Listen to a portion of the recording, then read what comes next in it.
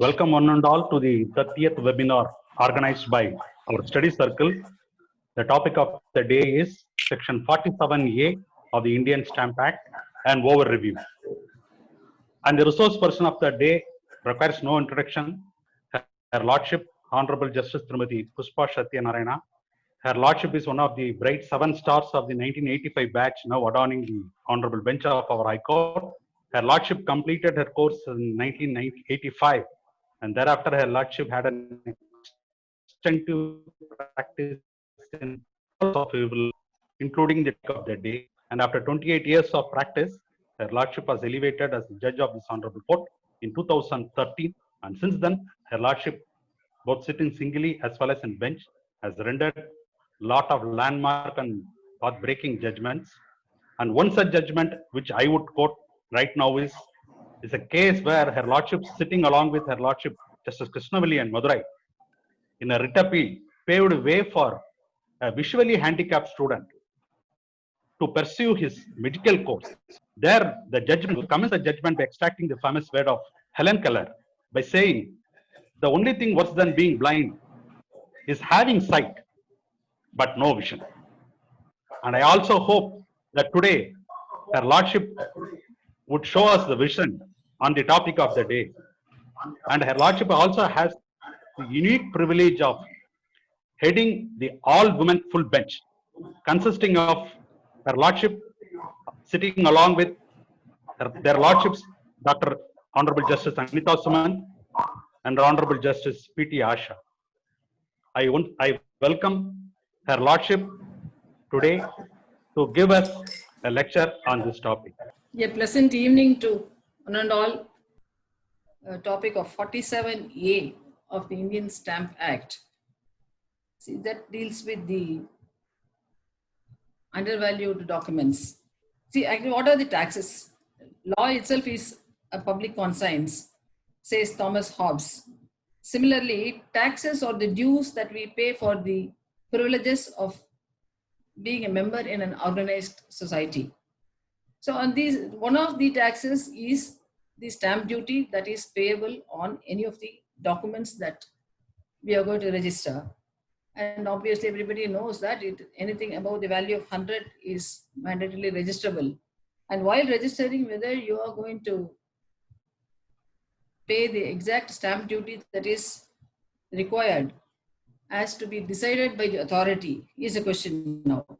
So originally the taxation, the thought of taxing the people on these documents, it originated from Holland, and later it came to the British rules, and the very Indian Stamp Act of 1899 itself is under the regulations 6 of 1797.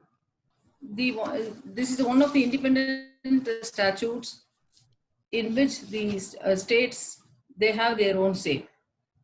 The basic purpose of enacting the statute was to create a fiscal legislation, that is the law relating to the revenues of the government, the debts, the expenditures, the other taxation, etc., by which the government can earn the revenue.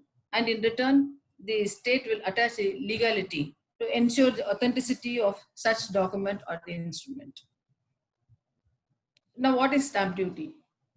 The stamp duty is, as everybody knows, it is the ad valorem duty payable on the instrument, whether it is any transaction, commercial or otherwise.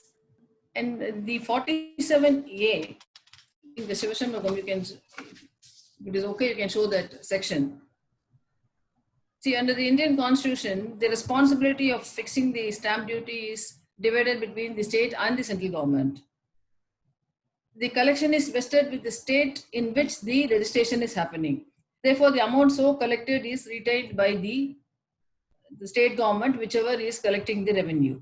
See, the very purpose of enacting this Stamp Act is to generate the revenue to the government. Then the question arises as to how the value of the property or value of the document is determined.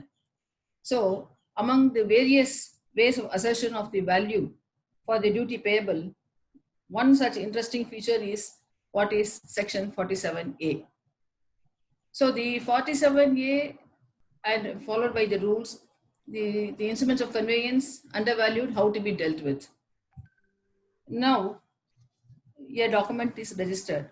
The registering authority, if everything is otherwise in order, it is registered, but finds that the stamp duty payable is not correct and it has to be determined.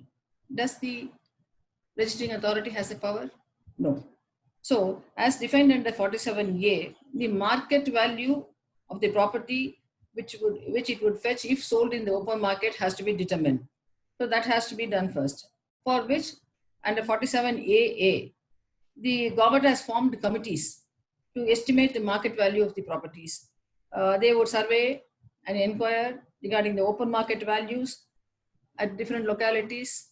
And 47A also the how do you evaluate if it is a land about the including the taram of the soil, whether it is agricultural land, whether it is Nanja or Punja or Manavari, or how whether it is a Patta land and what is the yield. So based on all that, the agricultural lands are determined. So far as the house sites and other urban properties are concerned, the proximity to the, like how we evaluate for the purpose of compensation land acquisition, proximity of the either schools, colleges, education institutions, hospitals, the public transport, the other amenities, so etc. All that have to be considered. So the government has formed the committee to estimate the market value of the properties. They would survey and inquire regarding the value in the open market based on certain guidelines what they have, like the urban housing urban development authority. They are fixing the values, or the sales made by the financial institutions, any developing authorities, any registered document reflecting the real consideration, and even guided by the land acquisition compensation. So the committee will estimate the value from time to time as per the laid down norms, and they are also published for the information of the public. And the objections are called for by the committee, if any, from the public, asking for their objections or modifications, based on which the proposals they may fix the value. So that is called the guideline value. So both the urban and the rural committees are there to fix the market values. So the revenue department, based on the Jilla Parishad and other registration department officials, they form the part of the committee and they fix it. The market value guideline registers are being published, or even nowadays it is sold through the sub-register, and it is also available in the website. So when a document is presented for registration, the registering authority will give the market value estimated by the committee. If the party agrees to pay the same, it will be registered. If it is not agreeable, then the registration will go on, and the registering authority, with the reasons why the stamp duty payable there is less, will refer it to the collector. So that is the revenue authority, because as I told you earlier, the registering authority does not have the power to determine the value of the stamp duty payable on a particular instrument. Then the collector will take it up. Then comes the rule 7 of the stamp undervaluation rules. So as per that, so now the registration is over, but the registering authority has found that it is undervalued. Therefore, there is a reference order along with which it is sent to the district collector. Now comes the role of the district collector. So what does he do? The district collector, he first issues the notice under Form 1, saying this is the value of the property, whereas one has valued at this rate. Therefore, there is a difference. And that is why the reference has been made by the registrar.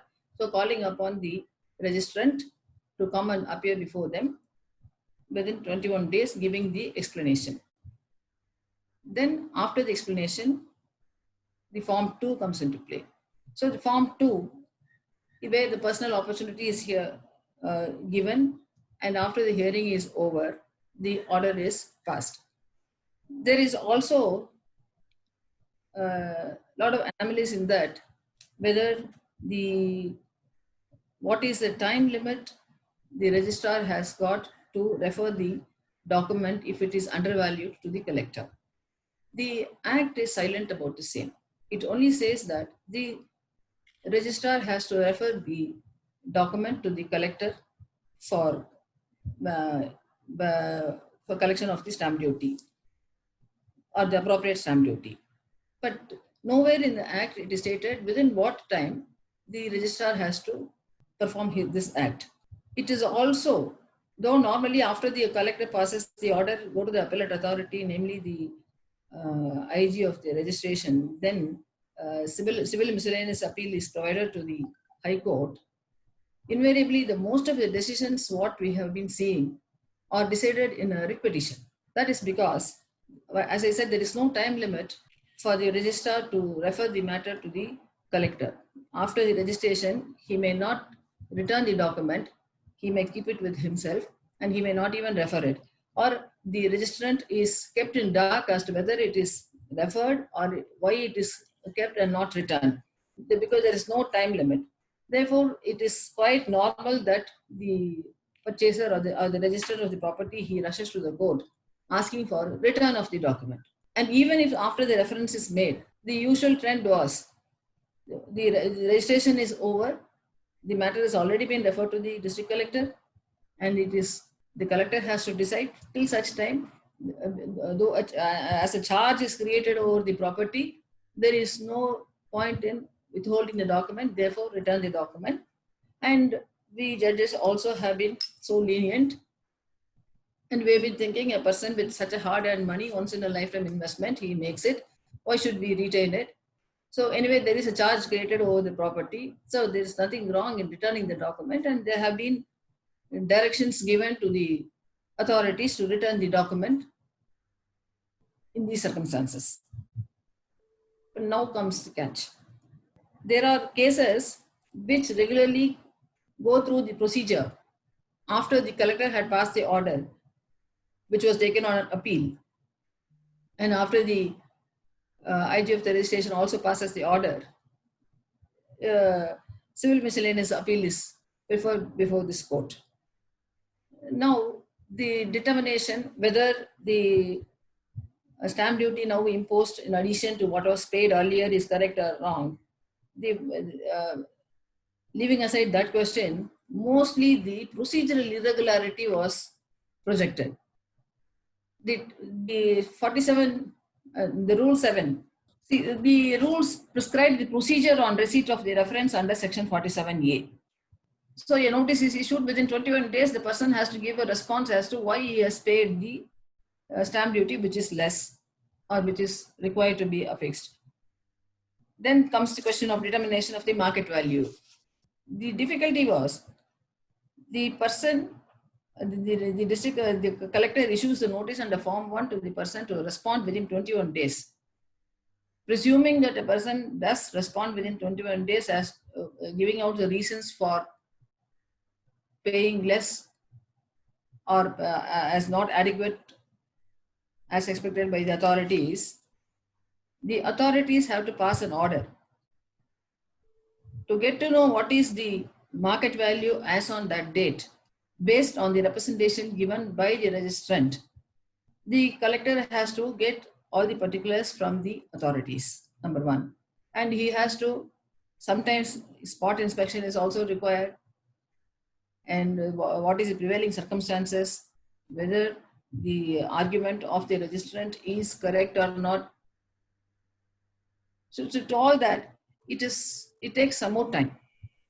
But the rule says within 3 months, the order has to be passed. So as I told you, in all these cases, when there is an order which is passed beyond the stipulated period of 3 months, being a procedural lapse, we say that the order is vitiated, it has been set aside for long. Then came a division bench of this court. I think all of you must be aware of that in 2001, Justice Shanmugam and Justice Lakshmi, as they then were. And they said merely because there was a time lapse, you cannot say that it is vitiated because of these difficulties. Then about, again coming to the valuation, how you do it. See, all the parameters set down in the Tamil Nadu Stamps Prevention and Undervaluation Act Rule 68 for the determination of the market value. There should be a reasonable belief that this should be the market value. So for which purpose the collector is making all these inquiries. The guideline value which normally we go by is also not binding on the collector, as he has to fix the market value of the property, which is a subject matter of any conveyance or settlement or any other instrument falling under the section 47A independently and without in any manner being influenced by the guideline register. Authorities cannot regard the guidelines as the last word on the subject of the market value. So this is a reason why perhaps the very recent Supreme Court also has stated that the time, 3 months time given for the collector to pass an order is only a procedural and it is not mandatory. So having held that, that has now made many of our decisions as no longer good law.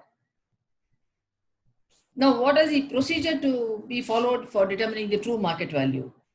The district collector is vested with the powers to determine the true market value following the due procedure in the rules framed under the section 69 of the Stamp Act, which contemplates quasi-judicial inquiry by the district collector under section 32A.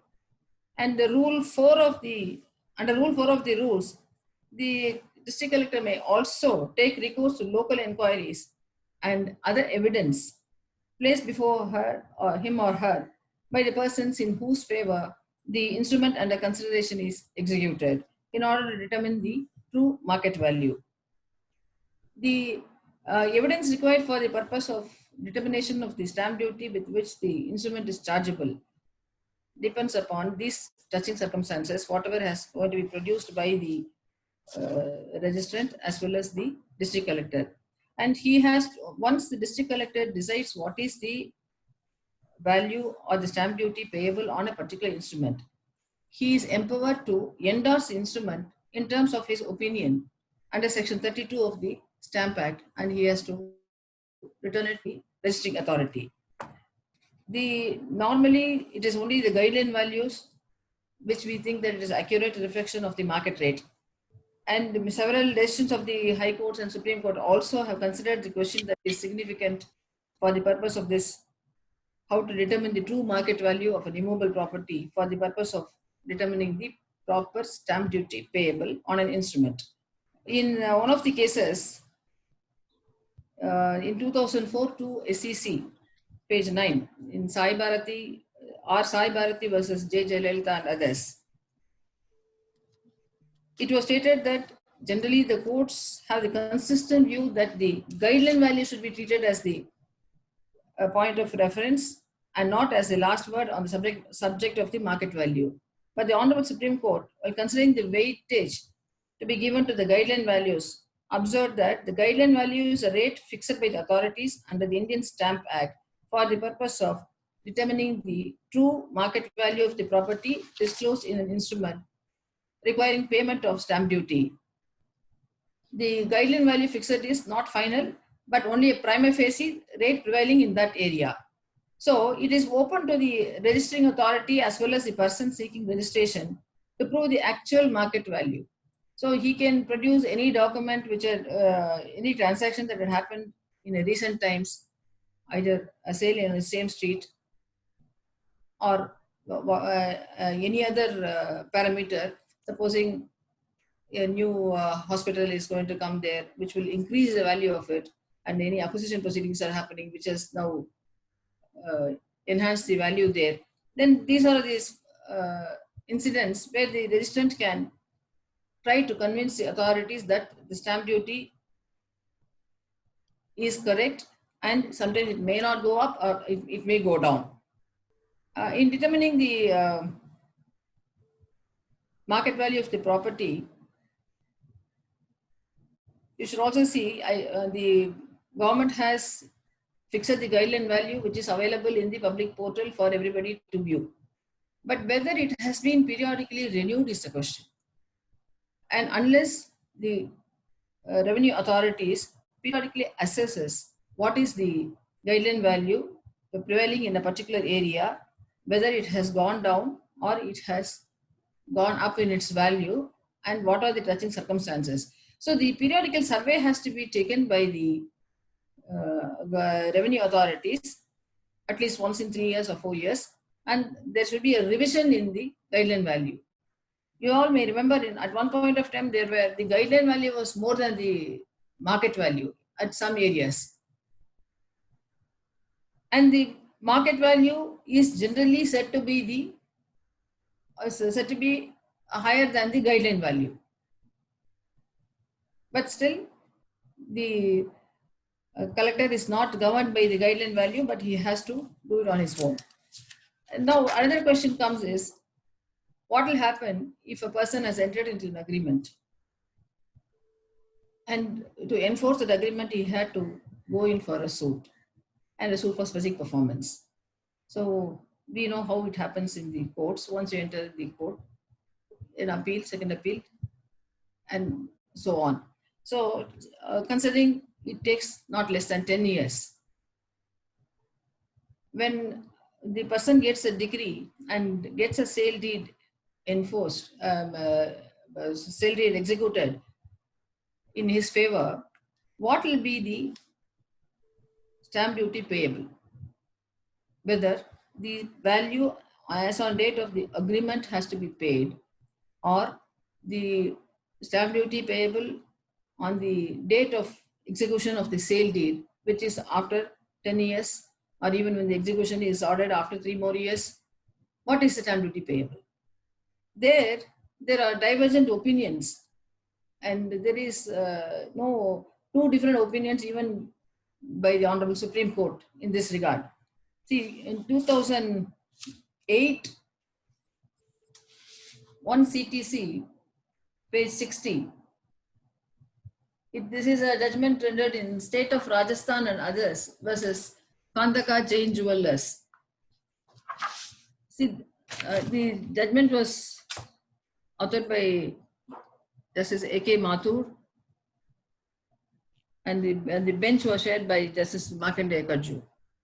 See, it says, time taken for litigation by court cannot be a ground for holding the stamp duty is payable on the market value as on date of agreement as against the market value as on date of execution and registration of the sale deed. So he says you have to pay on the date of execution of the sale deed, whatever is the value, you have to pay the stamp duty. But I do not know whether it is acceptable to you all. But a subsequent judgment in Residents Welfare Association, Noida, versus State of Uttar Pradesh, 2009, 14 is CC, page 716. This is again a 2-member bench, which says, this Arijit Pasayat and Tarun Chatterjee, penned by Justice Tarun Chatterjee. He also says that, he says, it is only the date of agreement because for no fault of the person who is purchasing the property, he has to unnecessarily spend his time in the court, and the time taken in litigating and coming back, that he should not be punished. Therefore, in 2009-14 SCC, it was held that the value should be only based on the date of the agreement and not on the date of execution of the sale. Yet another judgment on the same year, it's a 3-member bench headed by Justice Arijit Pasayat in 2009, 7 SCC 438. This is in V.N. Devadas versus Chief Revenue Control Officer cum Inspector and others. So here also it says that it is only the date on which the agreement was entered into, not on the date when the sale was executed. But there are still the conflicting views. It is yet to be resolved. Now, what is the role of the registering authority?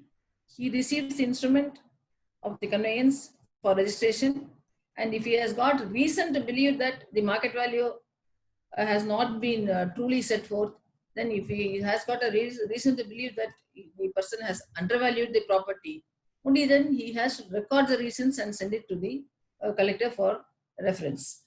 So, as I told you earlier, there is no time limit prescribed.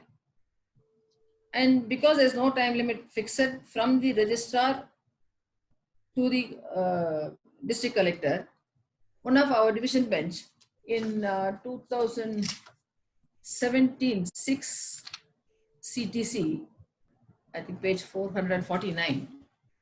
I will, Sweshanu, I have shared it. Yes. So this is a division bench by Justice Sundaresh and Satish Kumar. So after the whatever now I have been saying here, like how the registering authority has to behave, what are the duties, what is the role of the registering authorities, what are the provisions they are governed by, and after the reference to the collector, within what time the collector has to come up with this order. The latest Supreme Court judgment in the Bhaskaran's case also says, since the 3 months provided in the provided for the collector to pass his order is only directory and not mandatory, which will not vitiate an order which is passed beyond the period of 3 months. The same, our division bench is also on the same page.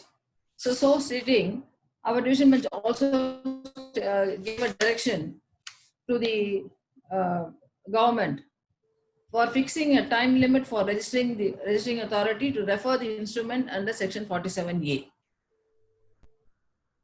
So at least this portion now still safe. Though there is no time limit, within a reasonable time it has to be referred to the collector. But I don't think this direction has now not yet been looked at by the government of Tamil Nadu, fixing any time limit for the registering authority to refer the instrument under 47A to the collector. After the collector fixes the stamp duty, after the inquiry, after the procedure contemplated as per issuance of Form 1 and Form 2 under Rule 4 and 6, once the market value is assessed and it is determined, then the registrant is called upon to pay the amount within a period of 2 months, the difference. So the difference in the stamp duty has to be paid by the registrant within 2 months, and he can, on payment he can get the document released. In the event he is agreed, then he has to go on an appeal before the appellate authority, namely the IG of the registration. And if the still is agreed, it is open to him to go to the High Court and as a civil miscellaneous appeal. Now, the recent decision of the Honorable Supreme Court in Inspector General of Registration versus K. Bhaskaran, which was the very recent one on delivered on 16th June of this year, it has elaborately dealt with as to how the prevention of undervaluation of instrument rules, as amended from time to time, has now traveled till today, and how the interpretation should be given. See, that is headed by Justice U. Lalit and Justice Indu Malhotra. There is nothing in the scheme of the Act which purports to restrict the exercise of suo motu power under Section 47A and confines it to cases where knowledge of any illegality or infirmity in the proceedings undertaken by the subordinate officers must be gathered from sources other than through pending appeal. This is the Section 47A also provides the district collector to take up suo motu reference and direct the registrant to pay the undervalued document and call upon him to pay the stamp duty. This power is with him for a period of 5 years. So the suo motu, even though the registrar has registered and without any murmur, he has returned the document, within a period of 5 years, in the event the district collector feels that there is something wrong and the valuation is less. Suo motu has got the powers to reopen, issue notice under Form 1 and determine the stamp duty and call upon the person to pay the deficit stamp duty. So, but the only ingredient that is required for reference by the registrar is there should be a reason to believe the market value has not been truly set forth in the instrument for registration. Then the reference can be made. And the determination has to be done by the collector only after giving him an opportunity of personal hearing and hold an inquiry in the manner prescribed in the rules. Now, because of the recent Supreme Court's decision, the 3 months time is also now diluted. So why it is not the 3 months is not sufficient. The honorable judges, they said that the concerned person is given 21 days to respond. Depending upon the response, their statements would be recorded and or in certain information may be required to be called for, whereafter only he can decide the matter as required under Form 2, which can be issued provisionally, determining the market value. So the concerned persons are entitled to raise objections in writing, and that must be, and they must also be afforded a personal hearing. After fulfilling these requirements, the order in terms of Rule 7 can be passed. All the stages may not be completed within 3 months. So, even for a district collector to decide a reference under the Registration Act, 3 months time is not sufficient because the counter from the party has to be filed within 21 days. Thereafter, he has to make his personal verification. And therefore, they say it is only a guideline. It is only a guidance given to the authority to have it 3 months. But it is not mandatory. But many of you not have read this judgment. When this 3 months period is taken away, whether it will be useful for the state or for the registrant, that's a question to be debated. Because as it is, we have the grievance. Originally, we have the grievance that return the document because it has been kept pending. So, mandamus. Now that is not possible because unless and otherwise, though a charge is created over the property which is registered, till such time you pay the stamp duty, the document will not be registered. Now you get a different kind of mandamus.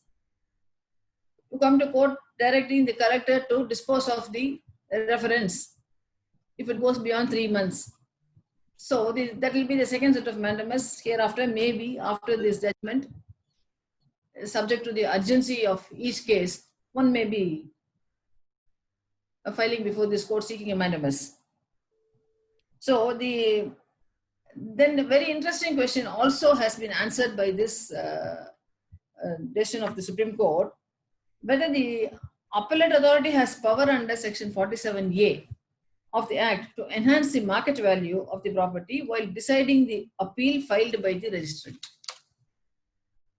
So the scope of appellate authority's power under section 40, the court held that while entertaining the appeal, if an obvious illegality is noticed by the divisional authority, it can certainly exercise its own power and undo the mistake.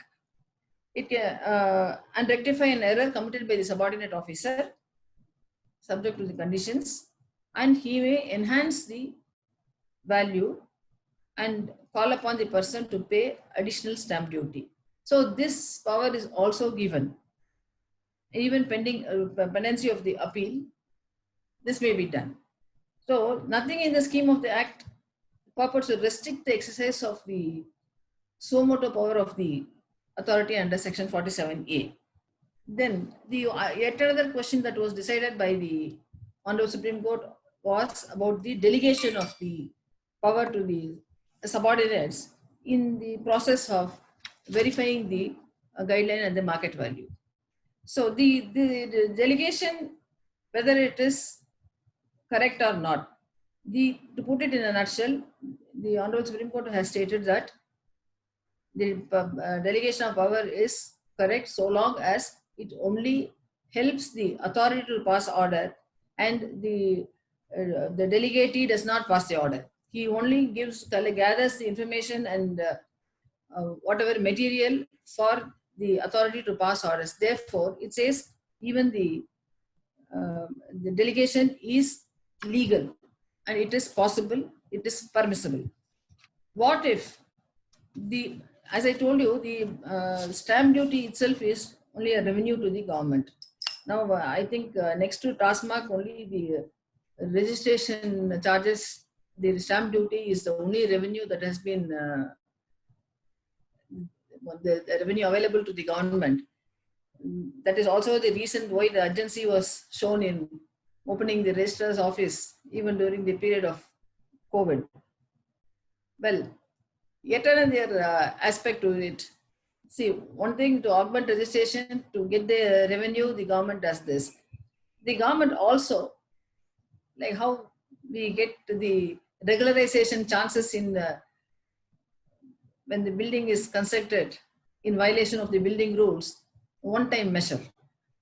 So similarly, here the one-time measure of Samadhan scheme is also introduced by the government. I think originally it started sometime in 1999.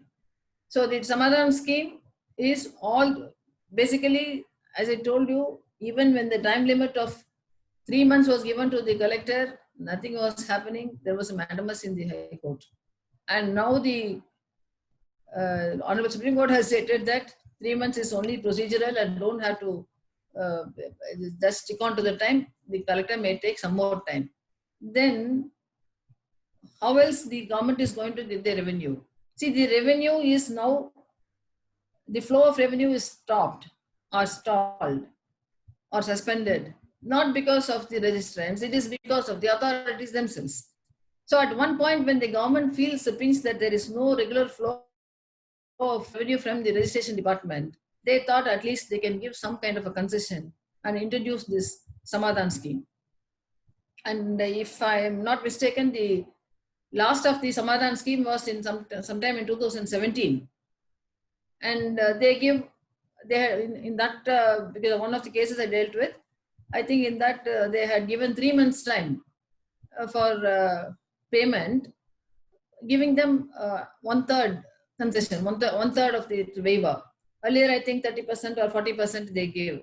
So it is open to the parties, open to the registrants, whoever wants to make use of or take shelter under that, the Samadhan scheme can be taken advantage of. So the government only wants to see the immediate money. So instead of keeping it pending, give them a concession. If it to the person, he may accept that waiver of 30% or 40% or even 1/3, whatever, then pays the amount, gets back his document, because the charge is one thing and the document is another thing. So the document under which the title flows is still with the authorities. Therefore, anybody would be ready to accept the Samadhan scheme, pay it, and get back their document. So after the registration, the registrar has got no power to retain the document. Either he has to immediately return, or if it is undervalued, he has to give it to the collector. And the collector, of course, as I told you, under the as per the rules 5, 6, and 7, he has to complete the inquiry and pass his orders within 3 months, and now even beyond that. So I think 47A is only very, very limited scope. So because this is only one under 47A. Yes. Procedure on receipt of reference under 47A. See, once the reference is made by the district, the registrar, stating his reasons for the undervalued document, it is given to the collector. The collector shall issue a notice in form number 1 to the person who executed the document, as well as the person who is in whose favor the document is. So, as I told you, 21 days time is given in that. Then after their response, in the meanwhile, the principles for determination of market value as per Rule 5. Then Rule 5 is regarding the principles of determination of market value. So it says the collector, as far as possible, have regard the following points and arriving at the provisions of market value. So as I told you, this is the classification of lands. If it is agricultural land, it has to go by the whether it is a dry land, wet land, or Manavari, the other factors influencing the valuation of the land in question, the adjacent lands, contiguous lands, their the facilities available, etc. Then the next thing is about house sites. So the house sites, how the value will be determined based on what are the norms. The general value of the house sites in the locality, the nearness to the road, the railway station, or the any other public transport accessibility, then market, shops, schools, etc. Then in case of buildings, that is in C, type and structure, locality in which it is constructed, the area, the kind of materials used, the depreciation, fluctuation in rates. So all this, what you call Annexure 1A, normally what you attach to the sale deed. So all the description about the building. So then rule 6 is a procedure after arriving at the provisional market value. Then the final order determining the market values under rule 7. This rule 7 only indicates that this settle was introduced only in the year 1997. That 3 months time has been given to the authority to determine the market value. So as the either the Stamp Act or the Registration Act contemplate the retention of the original document once the registration is done. It is the duty of the registrar to either give away the document if everything is in order. If it is undervalued, he has to pass it on to the collector. Because moment it is registered, he becomes the functus officio. Then the release of the document only after once it goes to the collector. The procedure is the original document is also attached along with the reference and sent to the collector. After determining the stamp value, as per the procedures contemplated under Rule 4, 5, 6, and 7, the collector makes note of it and returns to the registrar. And after the payment of these, giving away 2 months time for the registrant to pay the deficit. So he can pay it and take away the document. Or if he is agreed, go on an appeal. And this is 47A is originally the introduction in the Tamil Nadu Act. And there are similar provisions in Delhi, like 32A in Delhi and other states also in Punjab and Haryana you have. So the undervaluation, how to determine and how you should take it up. So on the valuation guidelines, as I told you, many of the judgments of this court also has given the guidance. Otherwise also, it is independent of whatever is the guideline fixed by the revenue authority. The collector has to independently assess the values. And about the valuation of properties which are under litigation, and if the value was one on the date of the agreement and by the time the litigation is over and the person is entitled for the property, the value goes up. There are difference of opinion by even co-equal benches of the Honorable Supreme Court. Maybe it is with respect to individual facts that you call may have to be taken on that. Can I ask any participants if they want to raise any query? Or Yes. Participants, if you want to have anything to be said, you can choose the option of hand so that Shanmugam will unmute you. There is one query by Mr. Ilambovan in the chat box. He says in SARFAESI Act, the aid of the approved valuer was taken while determining the market value in order to fix the reserve price of the property sold in open auction sale. And valuer also helps the bank to determine market value of the property while sanctioning the loan against the property. Valuation done by approved valuer, PW engineer, who get technical knowledge, has any significance in the Stamp Act? No, that is why I said even the guideline value, what is prescribed under the Act is ignored or to be ignored by the district collector. And on the case-by-case basis, he has to go to the spot, get to assess the whatever the circumstances there, which will either enhance the value of the property or it is correct or low. So it is only the case-by-case basis, only the revenue authority has to decide so far as Stamp Act is concerned. Prashant Rajagopal has raised an issue saying, can collector suo motu reopen based on audit objection? Yes, if it is within the period of 5 years. No, but the collector has to, he has to first find out whether a party has deliberately undervalued or the authority, because when it is suo motu, already the registering authority would have registered it. So even without the reference, if the collector has got the feeling that the registering authority has bungled, he can reopen it. Why not if it is objected in an based in an audit objection, but within the period of 5 years. One of the participants has raised a question saying that if there is a conflict arising when the value is fixed by the court auction, like company, and an issue of the guideline value of the sub-registrar, how the resolution can be? This is the question. It will obviously go to the collector, refer it to the collector. Even if it is a court fixed court. The participant wants very specifically, if it is a court auction sale, where there is a value fixed. He is in a context that company court brings the property for sale, fixing an upset price.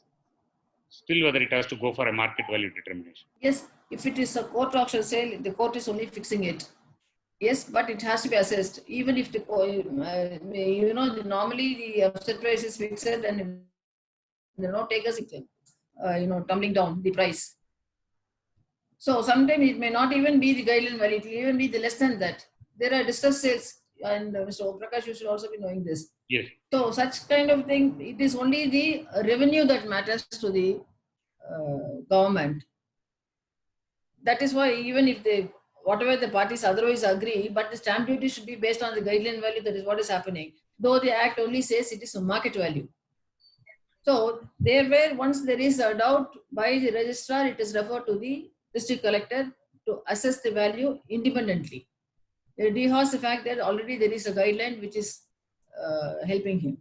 Thank you. Here, Sendil Kumar has raised an issue. Yes. Can the classification be based on survey number for the purpose of fixing the market value? No, cannot be. It is only the taram of the soil, because it's a good question. Survey numbers are generally used for agricultural lands, but even in urban areas, when you are guided only by the survey numbers, it may be a house sites, there may be industries. So survey numbers cannot be taken for this purpose. Thank you. Give me my concluding lines. So, as I told you earlier, comparing the other taxation statutes, the Indian Stamp Act is easier to understand. And the valuation and the computation of the stamp duty under the Act is also less complex. So, it is one continuous source of revenue to the state, especially the post-GST era. So, that's the only source what we get, otherwise the other GST never comes to the government. So, in my opinion, the Act is a very one of the successful fiscal legislation. But the large-scale changes which come, there are sometimes the amendments have to be made, because as I told you, the Act is of the year 1899. And to go with the trend, though the high courts have been giving various directions for suitable amendments in the Act, sometimes it is carried out and sometimes it's still in the paper stage. In fact, in 2013, there was a Stamp Act amendment bill by Tamil Nadu, which was passed, gazetted, and went for the president's assent. It was sent back, asking them to do some more of clarification. In section 8, I think, of the subject of Mr. Om Prakash on the annuities, shares, and debentures. So now again they have amended that. In 2019, it has been gazetted in January 19, I think. It is now sent for President's assent. We are awaiting the response. So, if these kind of amendments can be made time and again to go, see, this will suit us. Otherwise, it's very difficult. Like as I said, the guideline value fixed for 10 years will sometimes go unchanged. And all of a sudden, one fine morning, there will be, multiple times of escalation, which will again go causing confusion. So therefore, I conclude my... I just call upon Mr. Bharat Kumar to say a vote of thanks. Most of the litigations arise under the Indian Stamp Act are relating to Section 47A. Through this webinar, your Lordship has enlightened us. Therefore, on behalf of the organizers and the participants, I express my sincere thanks to your Lordship for the wonderful session. With your further request to give some more lectures on different topics in future. Thanks. Thanks, your Lordship. Thank you. Thank you. Thank you. Thanks.